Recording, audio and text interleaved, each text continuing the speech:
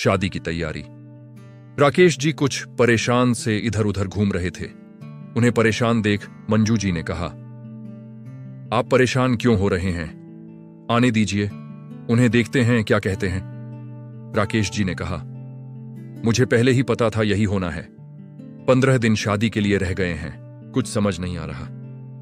अरे तुम संध्या से पूछो, अमित से कोई बात हुई है क्या? मंजू जी ने संध्या को आवाज लगाई। साथ ही राकेश जी को समझाते हुए बोली, आप शांत हो जाइए, सब ठीक हो जाएगा। संध्या जल्दी से आई।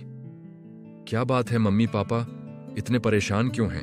कुछ नहीं बेटा, बस तेरी कुछ अमित से बात हुई क्या? मंजू जी ने जल्दी से पूछा।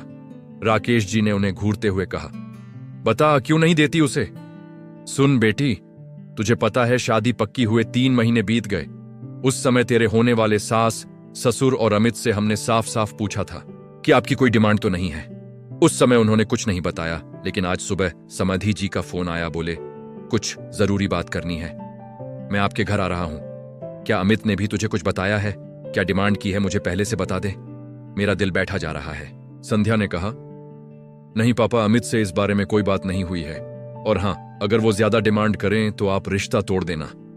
राकेश जी बोले, आजकल लोग खुलकर कुछ नहीं बोलते, जब रिश्ता पक्का हो जाता है, जब अपना मुंह फाड़ते हैं। मुझे तो कुछ समझ नहीं आ रहा। 15 दिन रह गए शादी में, कार्ड बढ़ चुके हैं। इसी मौके का फायदा उठाते हैं लड़के वाले। मंजू जी ने समझाते हुए कहा, ओहो, आप दोनों भी कहां से कहां पहुंच जाते हो।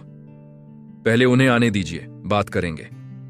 अगर हम उनकी डिमांड पूरी कर सकेंगे तो हां कर देंगे, नहीं तो मना कर देंगे। तभी डोरबेल बजी, सभी सहम गए। राकेश जी ने गेट खोला तो सामने उनके समधी किशोरी लाल जी खड़े थे। राकेश जी ने उनका स्वागत किया, उन्हें सोफे पर बिठाया। तभी मंजू जी पानी ले आईं। राकेश जी ने हिचकते हुए कहा, भाई साहब, कोई काम था तो मुझे बुलवा लेते, आपने क्यों कष्ट किया? किशोरी लाल जी बोले, अरे समधी जी, कुछ जरूरी बात करनी थी, साथ ही सोचा बिटिया से मिल लेंगे। यह कहकर वह हंसने लगे।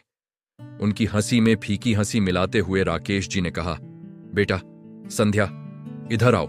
संध्या ने आकर उनके पैर छुए।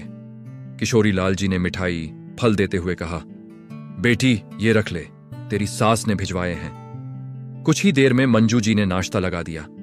चाय की चुस्की लेते हुए किशोरी लाल जी ने कहा, वाह समधन जी, चाय का जवाब नहीं।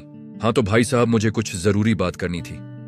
आपने शादी की तैयारियां तो कर ली होंगी। राकेश जी का सब्र का बांध टूट गया। वो बोले, जी भाई साहब, सब तैयारियां हो गई हैं, कार्ड भी बट गए हैं। आप कुछ और चाहते हैं तो बताइए। किशोरी लाल जी ने हंसते हुए कहा, हां भाई, डिमांड तो है, इसीलिए मुझे आना पड़ा। यह सुनते ही सबके चेहरे का रंग सफेद पड़ गया। राकेश जी ने हिम्मत बटोरते हुए कहा, जी बताइए। बात ऐसी है भाई, हमने आपसे कहा था कि हमें केवल लड़की चाहिए, लेकिन आप तो जानते हैं शादी में रिश्तेदारों की नजर दहेज पर होती है। आपसे बस एक अनुरोध है कि आप बिल्कुल भी दहेज या नकद न दें, केवल 1 रुपये से शादी करेंगे। किशोरी लाल जी ने गंभीर होते हुए कहा, आप अपनी बेटी दे रहे हैं, मैं उन सभी रिश्तेदारों को यह संदेश देना चाहता हूं कि बिना दहेज के भी शादी हो सकती है। रही बात आपकी, तो आप ये पैसा अपने बुढ़ापे के लिए संभाल कर रखिए। हम और आप ही तो मिलकर इस दहेज की बीमारी को मिटाएंगे। राकेश जी की आंखें नम हो गई थीं। तभी किशोरी लाल जी ने अपने बैग से 10 लाख रुपए टेबल पर रख दिए। उन्होंने कहा, अमित ने संध्या से पूछ लिया था कि खर्च 20 लाख का आ रहा है, आधा खर्च हम उठाएंगे, ये पैसे आप रखिए। अब राकेश जी का रुकना मुश्किल था। उनकी आंखों से आंसू बह रहे थे। मंजू जी और संध्या दोनों की आंखों से आंसू बह रहे थे।